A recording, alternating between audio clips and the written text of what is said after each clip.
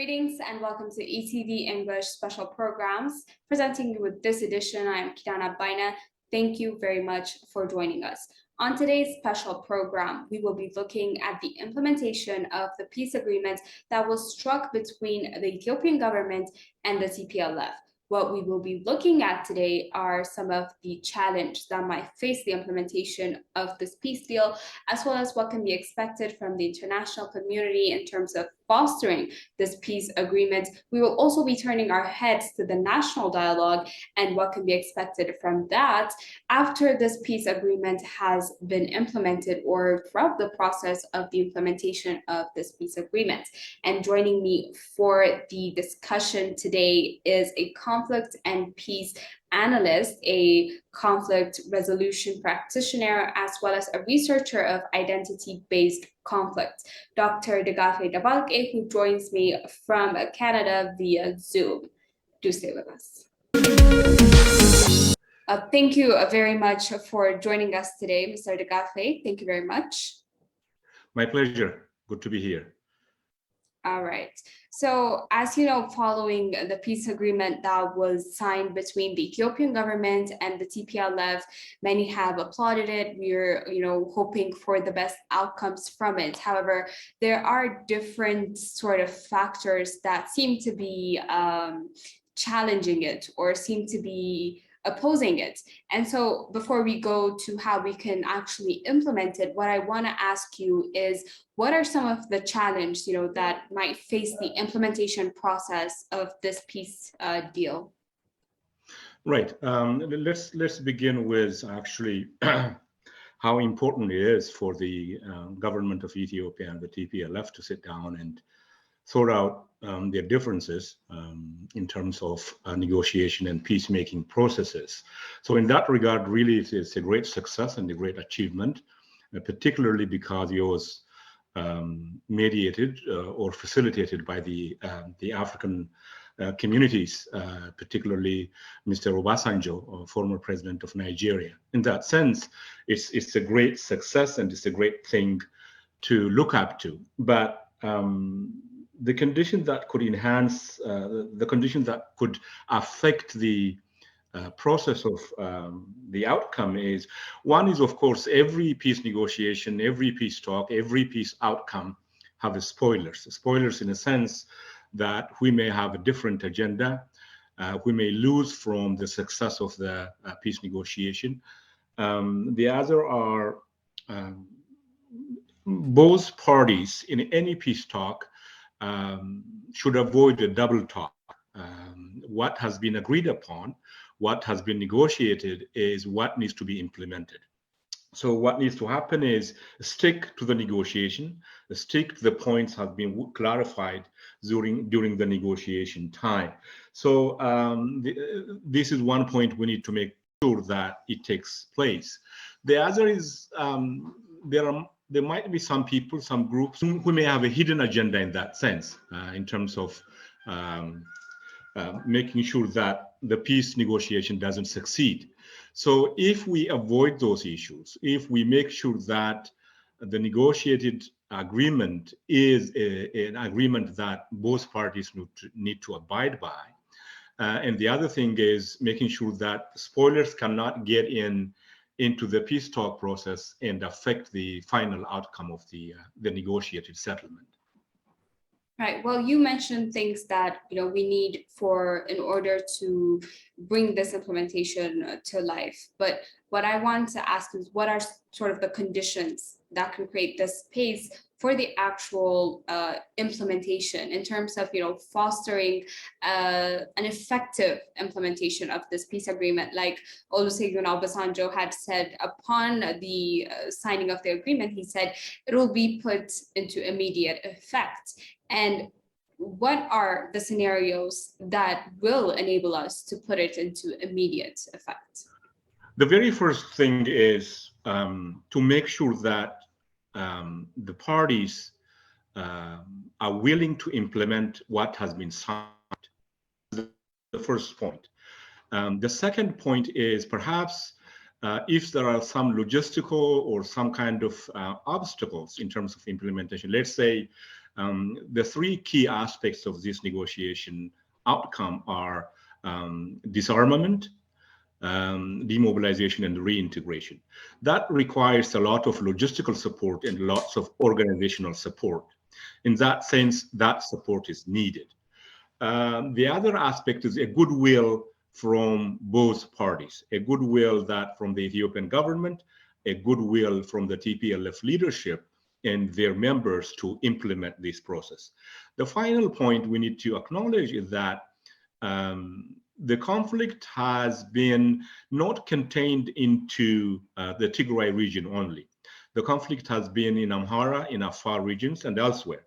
So in that sense, the implementation process also makes sure that this peace agreement includes those areas in terms of application of peace processes and other aspects of making sure that the peace building process, what comes after that, is widespread and inclusive in that sense, just not limited to the region of Tigray, because most of the effects of that war, we have seen it in terms of displacement, in terms of infrastructure destruction, in terms of dislocation of communities and societies.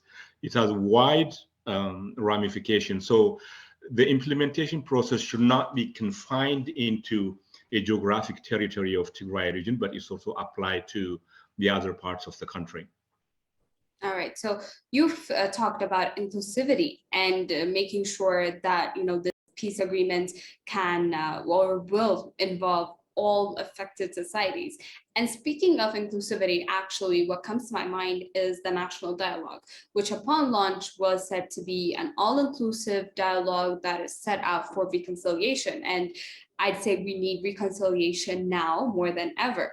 So now talking about the national dialogue after this peace deal, what is sort of expected from this national dialogue to actually be inclusive of all parties? That's a very good question, and very important question in terms of moving the country forward. The national dialogue is a process whereby the key challenging questions, demands, and obstacles of the country needs to be addressed within that framework, given the mandate of the Dialogue Commission. The proclamation clarifies what the mandate of the commission itself is. As you may know, that the Ethiopian political and social challenges facing the country are quite complex. Some of them have historical background, some of them are political background, some of them have a different dimension. Given that complexity, the National Dialogue Commission needs to sit down and, first of all, define its mandate. What is its mandate given to the Commission by the government of Ethiopia, and make sure that they understand that. The first point is that. The second point, in any dialogue, this is not a dialogue between political parties. This is a dialogue of a national level. It includes everybody. But we have to underline the importance of that. This is not a dialogue somebody can temporarily suspend their AK-47 and come and sit down at the negotiating table as a blackmail. This is a peaceful and inclusive, and as well as a very civil dialogue needs to happen. If there are armed groups in that dialogue, they may hijack, they may really divert the attention of the commission from the key points needs to be discussed. So first of all, it has to be between parties who are committed to the constitutional order of the country, to start with. Second, it's a non-violent process where violent parties cannot dictate the agenda of other parties. This may be a very complex and very complicated process, but I think the Dialogue Commission need to engage every country, every stakeholder in that sense, to make sure that no voices are excluded in this process. If we do exclude voices in this process, it may come up to be problematic in the future. So this is a very excellent chance for Ethiopia, for the people of that country, to sit down in a civilized manner, to discuss whatever is needed to be discussed. And then with that with that process, there are two outcomes we should expect. One is the culture of civic conversation within Ethiopian different stakeholders, the ability and the willingness to sit down and talk and discuss differences without going to the bushes and picking up AK-47 and demanding whatever demands you may have. So one, it fosters the culture of engagement, the culture of dialogue. The second aspect is, in this process, there are no winners and losers. It's about winning together. Everybody wins. It's not about setting your political agenda and saying, if I don't win this, I'm not going to be part of this conversation. So in that sense, we expect two outcomes. One, a civil conversation, a very robust dialogue. And then whatever comes out of that, will help the country chart its course for the future and for future generation. You mentioned something about involving parties that are, binded or respectful to the constitutional process. Now, I want to ask you, who are these parties? Who can we say are the parties that are respectful of this constitutional process? Because those involved in the conflicts, we know about the Ethiopian government, but on the other side, there are parties that stood in direct defiance of the constitution. So can we say that we have to involve these parties in the national dialogue now after the peace agreement? You see, every country is governed by law and order.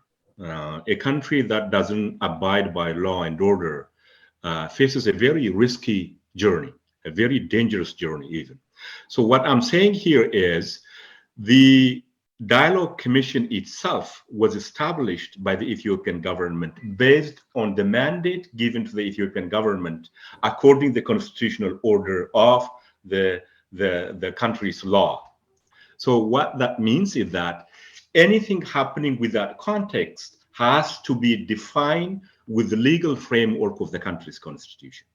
Now, if there is a different party who is willing a different outcome, an armed group or a group that defies the constitutional order, that discussion is completely different. It's not within the context of the national dialogue. If, let's say, there's a particular group, armed group, causing trouble across the country, and they want to discuss their demands with the Ethiopian government, that is completely a different ballgame. It doesn't come into this. Now, after that negotiation between the government and those particular parties, if the parties accept the constitutional order, and if they are willing to come sit at the dialogue table, that could be acceptable. But the point I'm raising here is no party or no group can blackmail the process of national dialogue or demand because they have more muscles from weapons. So the success of the National Dialogue Commission will be defined by one, how broad and how inclusive it is. Two, the role of the participants. As I said earlier, the participants' role in terms of having robust civic engagement in the process, and ultimately accepting the existing framework, the existing constitutional order of the country. If this existing constitutional order need to be amended, reviewed, that's also another question, which will come upon the recommendation of the national dialogue. These are the questions came up during our discussion. The majority of the discussion based on the participants raises this issue. So let's say hypothetically that majority of the discussants demand a constitutional amendment on specific issues. Maybe that will require referendum. Maybe that will require a different way of looking at it. But at this particular juncture, what we need to do is everybody bringing their questions, their demands, their concerns into one pot. And then it will be sorted out of that. And then it will be recommended what kind of approaches, what kind of methods, what kind of strategies need to follow ultimately to solve the national political quagmire we are facing, whether it would be a issue of boundaries, it could be other issue, economic or political, that will be sorted out afterwards. So this is I think this is a sequential process. The first process is identifying and agreeing upon the challenges. The second process might be what needs to happen. What do we have to do now? Who does what? What is the role of the government? Within that process, there is an implicit or indirect outcome. There will be a robust democratic engagement. Within that process, a robust democratic institution building. So as we go forward, as the process matures, that the country's political landscape will gradually change for the better. Now let's turn our heads to the international community, because throughout the 2 years of conflict, the international community certainly has not been quiet regarding the actions of the Ethiopian government, as well as the TPLF, some standing on the side of, the other. However, now after the peace agreement, it has been lauded and such and such. But we know that there are different parties that are not in full support of this peace agreement. Now, let's leave those aside for a while now. And my question now is, what can be the role of the international community, or what can we expect in terms of their support for Ethiopia in the process of implementing this peace agreement? What is, their role here? The international community's role could be multidimensional. Ethiopia is not an island that saying ignore the international community and say, oh, we can do this all by ourselves. Yes, certain things can be done in that manner. There's no question about it. The first thing needs to happen within the international community is, one, respect the sovereignty of Ethiopia, the sovereignty and territorial integrity of Ethiopia. That's the first point. What that means is Ethiopia has its own constitutional order, and every political, economic, and social problem will be addressed through that channel. As far as last time I checked, Ethiopia has its own internationally recognized boundaries, internationally recognized government, and role within the international system. So the first thing, respect that order. The second point is, do not take sides. This is an internal matter. This is a matter for Ethiopian government and conflicting parties to sort their differences. And also, the third point is, if you want to get involved in the Ethiopian political context, the international communities need to do, the first thing is read the whole book, read the whole narrative, how Ethiopia got to this point, particularly about this conflict, the conflict between TPLF and the Ethiopian people, including the people in Tigray. This is not a conflict between a TPLF and the Prime Minister Abiy's government. And international community can play a logistical role. They can play a role of facilitators if they wanted to. And most of all, they can play a role in the process of disarmament, demobilization, and reintegration of TPLF fighters. And finally, they can also play a role in reconstruction of war-affected areas in Tigray, Afar, Amhara. They can be partners. Ethiopia is working towards self-reliance. The era of dependency, the era of food aid, the era of using aid as a political pressure might end. So it's important for all powers, external powers, to build that relationship based on respect, respect of territorial integrity, respect of the Ethiopian people, respect of the Ethiopian government. Let's make one thing absolutely clear here, which is this is the first democratically elected government in Ethiopian history. However, it may have shortcomings. It's not a perfect government. No government is perfect. That has to be respected because the Ethiopian people waited for this moment to have an elected government for a very, very long time. So in that sense, to delegitimize that government, to delegitimize the democratic process in Ethiopia is counterproductive. So any Western powers must understand comprehensive package of the issue. After all, whether the Ethiopian government, the people in Ethiopia, the entire population, including Tigray, and all of us want peace. So in that sense, I think that desire, that longing of the Ethiopian people should be respected towards that end. And you may want to play a geopolitical gamble, geopolitical game, but let's make one thing clear, which is any geopolitical gambling or game played in any part of the world, the currency of that geopolitical gambling is human life, life of children, women, the elderly, the farmers.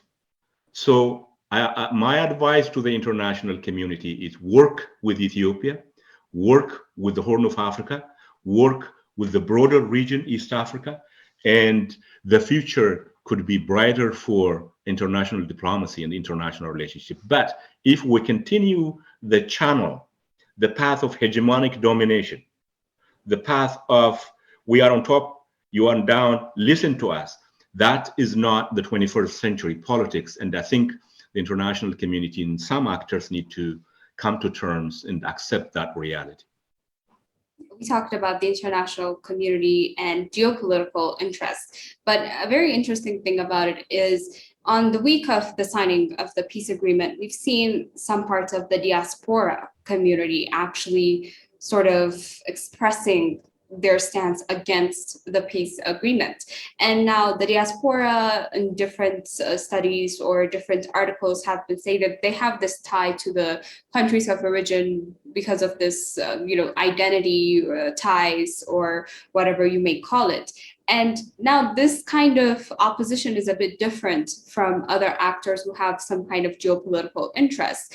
Now, I can't for sure say what the interest of the diaspora community may be, but speaking about preventing those parts of societies from intervening in the implementation process, negatively, what can be done about that? What can you say about that? Yes. Diaspora communities around the world, not just the Ethiopian diaspora, many other diasporas play multiple roles in the country of origin. And that has shown a sort of a double-edged sword. On one hand, there are diaspora communities who are committed, who are dedicated to making a positive impact in their country of origin. At the same time, there are diaspora communities building bridges between the country of origin and country of adapted homelands. And in that sense, there are multiple roles diaspora can play. But in terms of this particular conflict, we have to really unpack when we say diaspora supporting this group, that group. When we talk about diaspora that supports the TPLF and the sustenance of violence in Ethiopia or even in the Tigray region are mostly a privileged members of diaspora, privileged in the sense that the last 27 years under TPLF reign, they have benefited immensely. These are students mostly who go to Ivy League schools in the West, universities. They have a very good income from looted resources and so on and so forth. So in that sense, war is an industry, if you will. War benefits certain group of people, but majority of the people who are affected by war are people who are on the ground. And for that reason, we have seen a lot of support and rejection of the peace deal. That is one point. The second point is we have to be honest with ourselves, which is there is a culture of winning and losing in Ethiopian political discourse. Particularly over the last 27 years, what has been created is a complete distortion of social equilibrium in Ethiopian society. The social equilibrium, what I mean by that is there are certain group of individuals who feel superior to the rest of the country, who feel they have a special privilege in the country. They want to create a caste system whereby majority of the people are at the bottom, the selected few are at the top. So what happened after 2018, the reformist group came to power was that social equilibrium they created began to show some kind of change. The change was that we have a country called Ethiopia, and within that country, we are all equal. We will have equal opportunity. We have equal rights, economic, political, social, cultural rights. And that made some people uncomfortable because for some people, change may sound or equality may sound oppression. So we hear voices on the background saying that the peace deal is not in favor of this, in favor of that. The peace deal, most importantly, is a peace deal where differences are not resolved through guns. That's the first step we have to accept.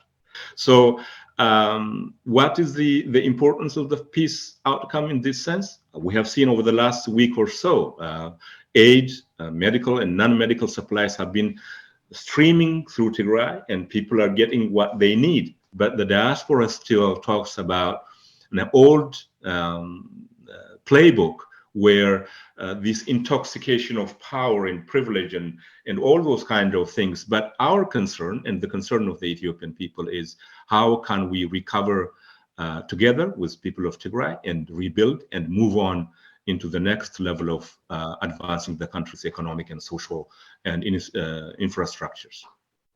Now, speaking of moving on, actually, in order for this peace deal to mean something and actually have value, it has to go down not only stick to the political parties, like you mentioned earlier, but to societies and to citizens who have actually been affected by the conflict. And we're seeing from the diaspora, which more or less we can say have not actually been as affected by those on the ground, but we can imagine the kind of perception that's created by those who have been, on the ground, actually there and actually affected by it. So with that kind of embedded perception that has been created in their minds, how can this peace agreement, or can we say that this peace agreement will actually bring unity among the societies that have been affected? And if so, how can we do that? How can we make sure that it brings the unity that is needed?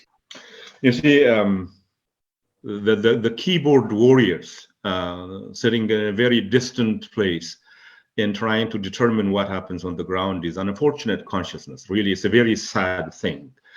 Everybody's future and everybody's economic, political, social future should be determined by the people themselves. And it will be determined by the people. There's no question about it.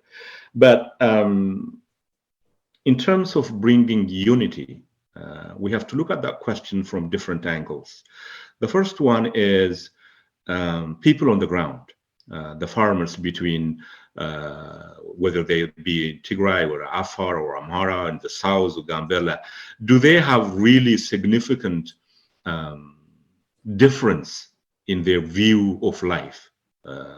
They have the same needs, all of them. They need infrastructure, they need schools, they need medical care, they need jobs, all those kind of things. In that sense, the need of people, regardless of where they are geographically, is the same. So, but the question you're raising is the question briefly we discussed earlier, that the distortion of social equilibrium in Ethiopia, creating a superficial boundaries, superficial and psychological boundaries between communities, that has affected the relationship to a certain extent. But when you go down to the point of needs of we all as human beings, we need recognition. We have several needs. We need validation. All those kind of things are that makes us common in our search for a better way of life. So For me, when it comes to the question of unity, we have to create some kind of different lines of the fault lines where the Ethiopian political structure is sort of fragmented, primarily between the elites, the friction between political elites from this group, that group. I think one thing we need to do is to bring the political elites in one space and have dialogue and engagement. I think the Dialogue Commission's job in certain regard includes that process. But I think restoring certain balance, certain social equilibrium between communities is a key thing for Ethiopia to move forward. History has been a political capital in the Ethiopian political process. You see, in different democratic countries, the political currency is issues. If I'm running for office, I will come to your door and say, I will build you a school, I will build you infrastructure, I will build healthcare facilities, and so on and so forth. But in Ethiopia, the political process hasn't transitioned to that level. Usually bringing a package from the past and identifying yourself as part of me because you belong to my identity has been deeply entrenched in the political process. So freeing the political process from that kind of past capital, it will be one thing to bring national unity based on needs and issues. That needs to happen. I know it's going to take some time to get to that point. But the issue of national unity, we have seen it, for example, on different platforms. For example, building the Grand Ethiopian Renaissance Dam. That showed really a spirit of coming together as people, as one people. And what that shows is multiple things. One, we need development. What the people are saying is we need energy to develop. In order to get energy, we have to come to work together and build Grand Ethiopian Renaissance Dam from our pockets. I mean, this is a fascinating project for most of us because one is one of the biggest projects in the world right now, not just Africa.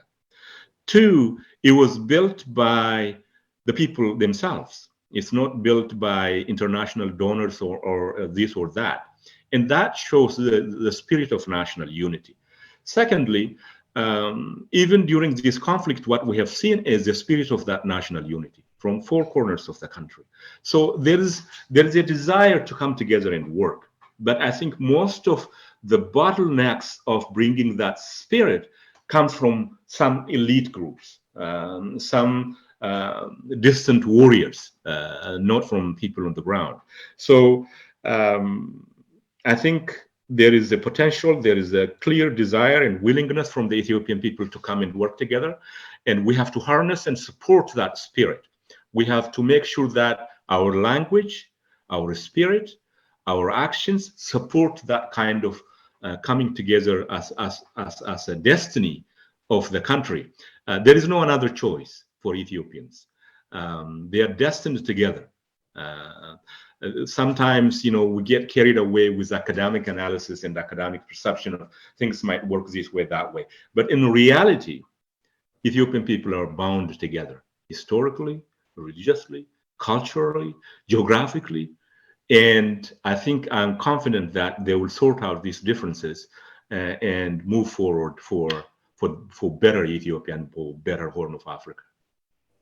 That is all of our hopes, I think.